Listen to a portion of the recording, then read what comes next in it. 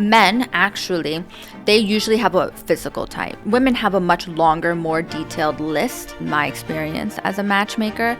And the ones that end up finding a partner that they can actually build a sustainable relationship with don't have this list or this tick box, especially of physical traits in a person. They're more focused on the values and the alignment and goals that they have in their life. And when you focus on that, you have a better chance of actually being more open to attracting a good partner. Christiana Maxion, yes? Like action. Like action, very nice. Thank you for joining me. I appreciate it. Yes, thank you, Michael. A fellow North American. Yes, indeed. Absolutely. So I want to talk a little bit about your company.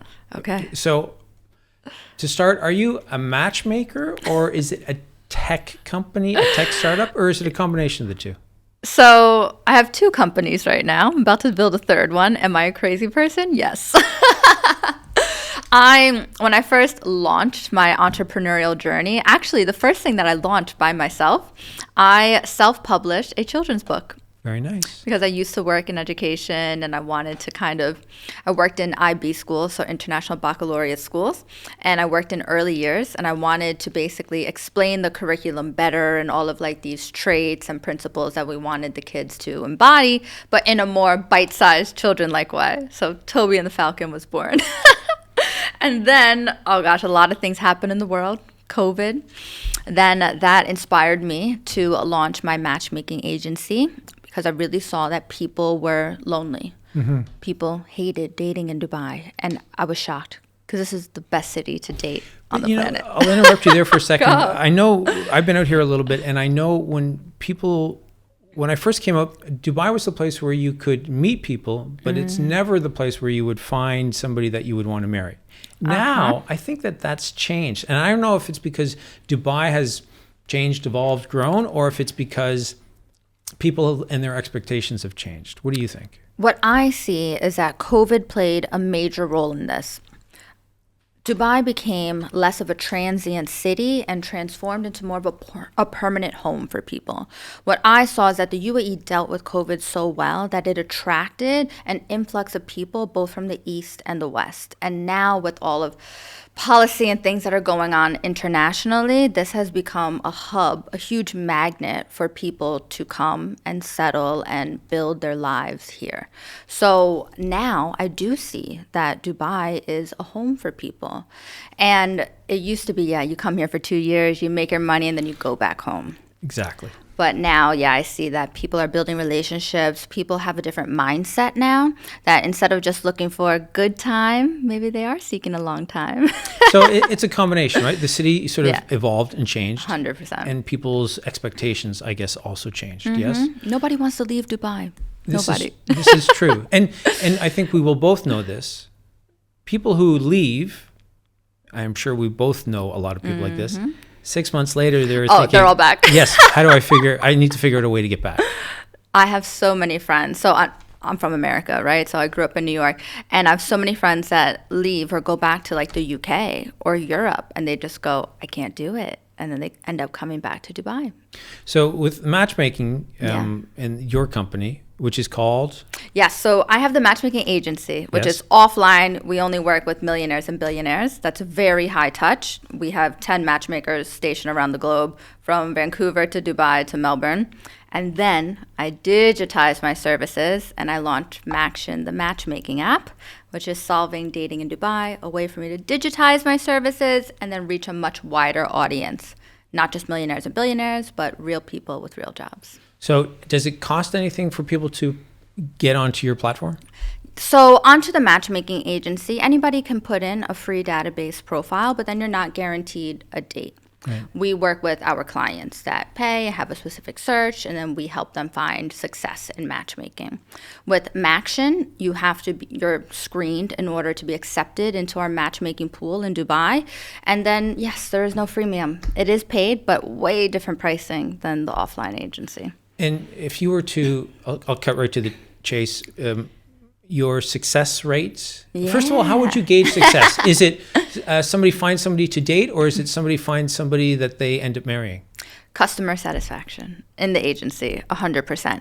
Because not each of our clients comes to us looking for marriage. Some clients are maybe recently divorced and have never dated in the 2020s. Like, how different would it be if you started dating right now? You've been married for how long, did you say? 34 years. Yes. So you would be like, where do I start? What do I do? And especially if you're somebody who is accomplished or very Googleable or extremely high profile, you probably want to protect your identity a bit. So that's why our clients hire us, is to kind of do the interviewing, the vetting, the concierge level, planning, booking, confirming the date, managing the feedback, things like that. And are more of your clients men or women? So we primarily work with men, or I primarily work with men. I do take on female clients every now and then, but we also have specialized matchmakers on our team that specialize in types of clients that we work with, types of searches that we have, whether they're global, they're local, or in different regions. And are there cultural challenges or any challenges because you're in Dubai, which is a multicultural city? Mm-hmm. No. What's interesting with matchmaking, right? Each person has a different goal or kind of like requirements that they think that they need or want. Some people are restricted by religion. Some people are restricted by nationality. So it's all just working around, okay, how can we find them a partner who has similar alignment in goals and values and what they want to achieve in a partnership? So most of your clients, you said, are men. And yes. They are looking, do you have to sort of drill down with them and find out exactly what it is that they want? No. Or they know what they want? People think they know what they want, but what do they need? So you try and help them get to that point where you're giving them what they need. Yes. So it's interesting, right? Each client is so different, and especially in their experience with love. Some people come to us, they've been already married twice. Some people come to us, they already have a family. Some people come to us single, never married, no children. So it just depends really on where they are in their relationship journey. We do dig with our clients in terms of finding out their history, right? And when they do start the matchmaking process, you can also see patterns in how they're dating and how they're choosing partners. And we're there as their best friend to kind of chime in and be like, hey, you know what? I'd give this person a second chance. Be more open, do this, do that, in terms of like selecting a good partner for themselves. But ultimately, it's up to them in who they want to choose to be with. We're just their guide. We try to be their fairy godmother. Well, I was also going to say, so if I'm going out on a date and afterwards, would you debrief me? Would we go over it? Oh, yes. Mm-hmm. And then from there, so I guess you're almost a little bit like a therapist as well? Yes. I mean, I'm not a therapist on paper, but I'm an excellent listener. I can synthesize information and deliver good advice. But yes, the feedback from matchmaking is really like a little magic potion or magic wand, actually. It helps us give more insight or gain more insight into our client and how they're dating, and then how we can help them find success. And so I'm curious, the debriefing after say the first date, is it you asking questions? So how did it go? What were you expecting? And then what was delivered? Like, what would it be that you would be able to say to them so that they think, maybe I do need to give that person a second date or another opportunity? The first question I ask is, are you still curious to get to know this person? Easy question. Yes or no? Are you still curious to get to know this person? I always encourage people to go on at least 2-3 dates, because not everybody feels comfortable with going on a first date. You're meeting a stranger. Remember this. And this is what I tell girls, do this a lot. Girls give up on men way too soon. What they end up doing is they're seeking a spark, chemistry. I'm like, do you know it's like nearly impossible to find that in a perfectly complete stranger that you are just meeting? A bond needs to grow over time the more you know about them. Right. Because when you meet somebody initially, there's always a bit of a mask and who they are. They're not letting you know exactly who they are. You're not letting your entire guard down on the first meeting. So a bond really forms when you are getting to know that person, understanding your compatibility. What are the things, what are the challenges that you have? Can you find solutions to those challenges? So my number one advice is stop giving up on people so soon. So I have 2 questions. The first, what do you suggest is the ideal first date so that people can feel a little bit comfortable and start that process? Yeah. And then the second question, while I remember, I want to ask, because I spoke to some friends who are girls who are single, and they wanted to know, how do you get past this interviewing of the other person as opposed to just having something develop organically? So to answer your second question, just because it's at the top of my head, in terms of if you don't want to have this interview kind of feel on a date, do an activity. Do something together. One of my favorite first dates is an escape room. Can you solve things together? Why not? You get to learn about them. You see them under pressure. You see yourself under pressure. How well do you work together? I love an escape room. Do something like, or if you don't want to have like that much pressure of trying to get out of an escape room or spend that much time with somebody, do a Topgolf. Do something, an activity that's easy, that's light. There's more focus on that and seeing what kind of connection you can form rather than maybe having a one-on-one interview style kind of dinner or drinks. But everybody feels comfortable in different environments. And then in terms of like an ideal first date, that's up to the person, right? For me, I mean, gosh, I don't know. I've done drinks before. I've done an activity before. I've done dinner before. I've done lunch. I think lunch is a great first date because it's in the middle of the day. You most likely probably are not going to be drinking. So then there isn't kind of like a clouded or skewed perception of the person because maybe you have some beer goggles on. So lunch is great. And there's also a time limit on it. You have to go back to work. Most people, you have to go back to work, right? So you can either cut it off because maybe you weren't having the best time, or it leaves some room for some curiosity, for some more talking on the next date. And then you've been doing this now for a few years, are there trends that you're noticing in 2025 that would nicely represent what's going on today? Yes, people are delusional. How so? That requires a follow-up. Yes. Explain to me more.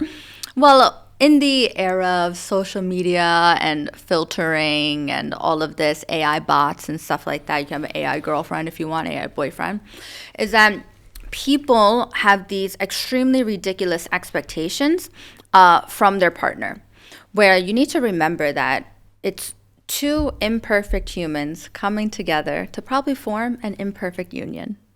And people in this day and age, I feel at least, haven't really developed a lot of resilience or grit when it comes to relationships. They give up at the first sign of a left turn. This is even with somebody in their 50s? Yeah.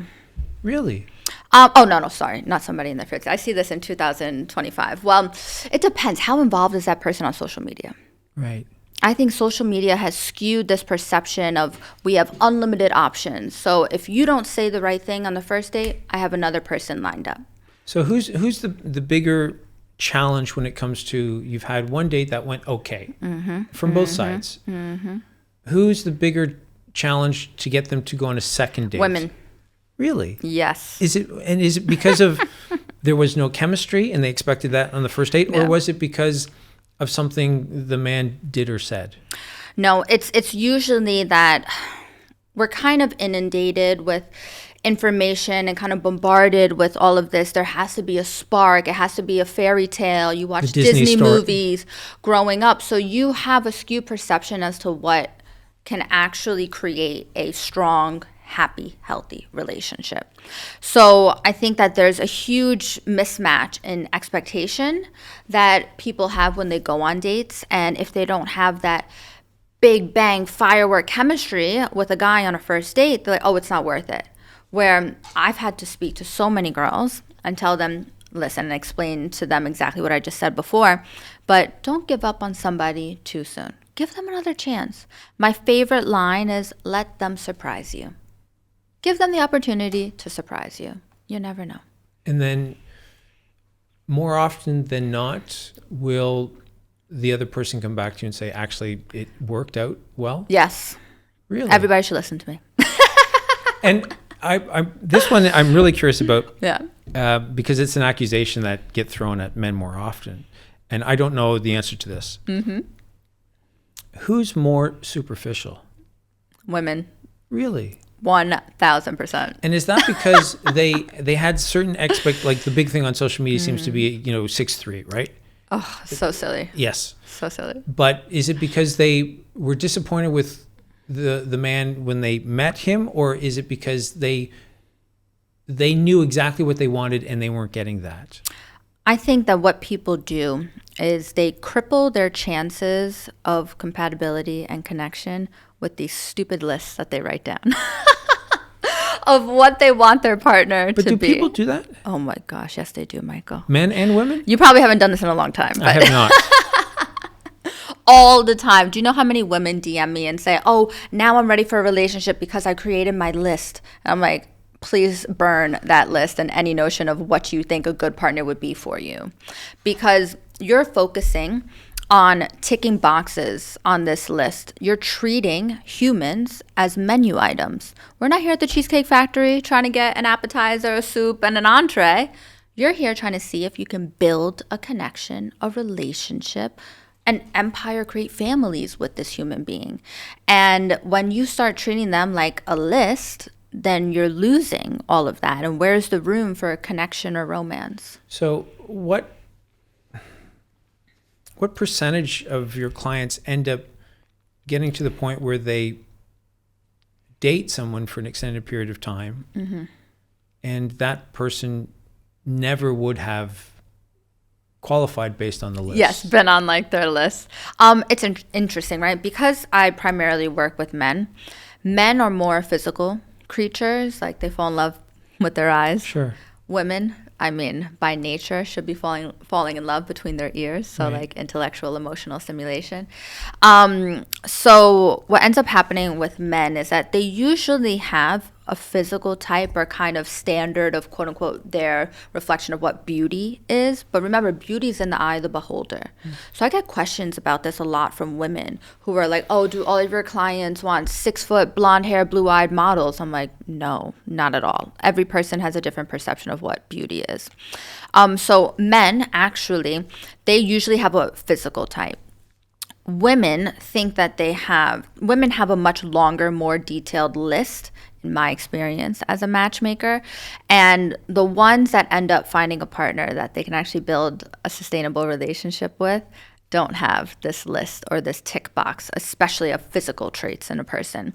They're more focused on the values and the alignment and goals that they have in their life. And when you focus on that, you have a better chance of actually being more open to attracting a good partner. When you find a man and a woman who end up dating for a prolonged period of time, maybe even getting married, I'm just trying to understand the way things are working now. The age gap between the two, is it vast or is it not so big? So everyone's individual and everybody has different experiences in life, right? I've seen relationships work with people the same age, people with an age gap, the man older, the woman older. It really just depends on your alignment. What are your goals together? Do you share the same values? And I've seen any age like combination work. And are you also noticing when you look at the dating scene here, are there, and I know we had talked about some of the cultural issues that may or may not exist, but are there any other challenges aside from the influence that social media has had? Are people going into a relationship thinking, okay, fine, they can look a certain way, but I need that person, male or female, to be earning a certain amount of money? Yes, there's a lot of delusion in that as well. There's obviously more data in the States when it comes to income and things like that, because obviously there's no like census out here. So we don't have all of the data on people's incomes. But this thing went viral over the summer where it was like, I'm looking for a guy in finance, trust fund, 6'5", blue eyes. And they did the actual research behind it. And I think only 2 men living in the United States fit this actual like criteria. This criteria. So think about that, right? And this thing goes viral, and then you hear so many women who are like, oh, I will only date somebody who's 6 foot plus, this and that. I'm telling you, listen, I'm with my partner now. Yes, he's 6'3", but that wasn't the reason why I was with him.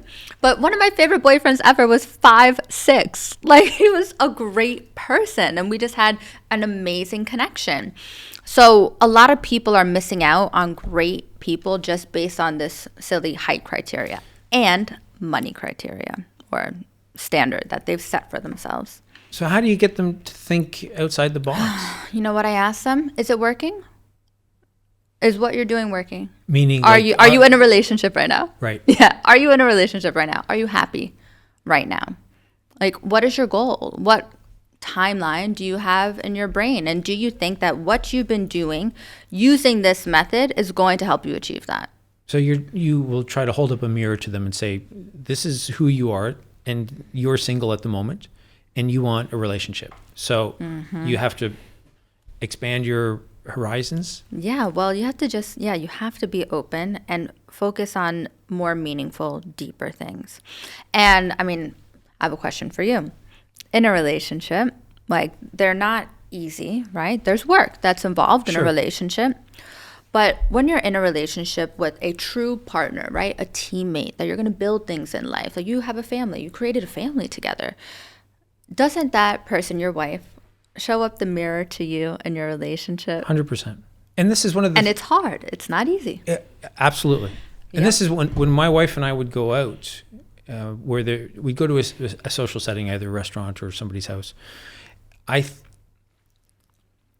It became common for us to sort of say, one of the reasons why you find that person is so that they can give you a little bit of advice. Yes. Before somebody leaves the house. And it could be something as, I'll use myself as an example, where maybe you see somebody and they still think that they have more hair on their head than they actually do.